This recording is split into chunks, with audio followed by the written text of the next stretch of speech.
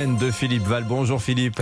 Bonjour Dimitri. Alors maintenant que nous sommes dans la campagne de second tour, vous voulez apporter ce matin un peu de réconfort aux électeurs de la France insoumise. Bah oui, parce qu'avec ses 23% à l'élection présidentielle, Mélenchon a enfin enfilé le costume qui le faisait rêver depuis toujours.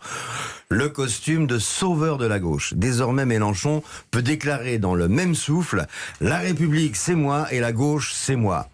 Le ralliement de Ségolène Royal, candidate socialiste à la présidentielle de 2007 et ancienne ambassadrice d'épaule qui doit forcer un peu sur l'antigel, n'est pas pour rien dans ce triomphe.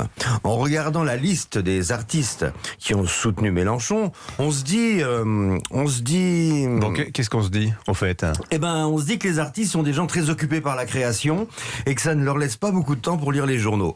Comment à la fois s'indigner parce qu'on n'accueille pas assez de réfugiés syriens et soutenir Mélenchon qui a approuvé les bombardements en Syrie par les troupes de Poutine?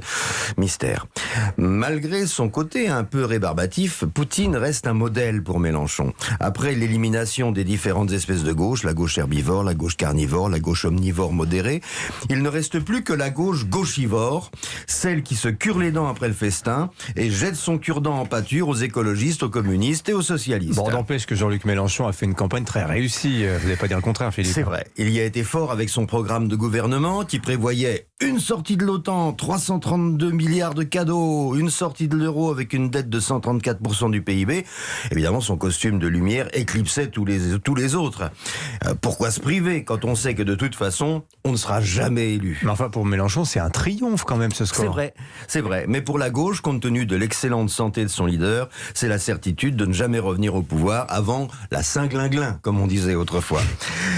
Des deux gauches irréconciliables de Manuel Valls, l'une était le Titanic, l'autre l'iceberg. Il ne reste plus que l'iceberg, au sommet duquel trône Mélenchon, sous les applaudissements des canots de sauvetage.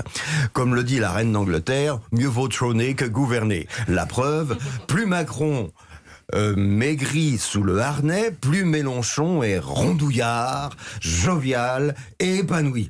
Avec Mélenchon, la gauche est soulagée. Elle sait qu'elle n'aura pas à faire le boulot. Elle se contentera de manifester, d'être indignée, de faire la morale et d'être en colère parce qu'elle n'est pas contente. Un petit peu comme les étudiants de la Sorbonne et de Sciences Po, là. C'est ça, voilà. Ils bloquent l'entrée de l'école en braillant ni Le Pen ni Macron. Mais enfin bon, c'est parce qu'ils en sont pas encore arrivés au passage du programme d'histoire où l'on explique la différence entre Jacques Doriot et Léon Blum.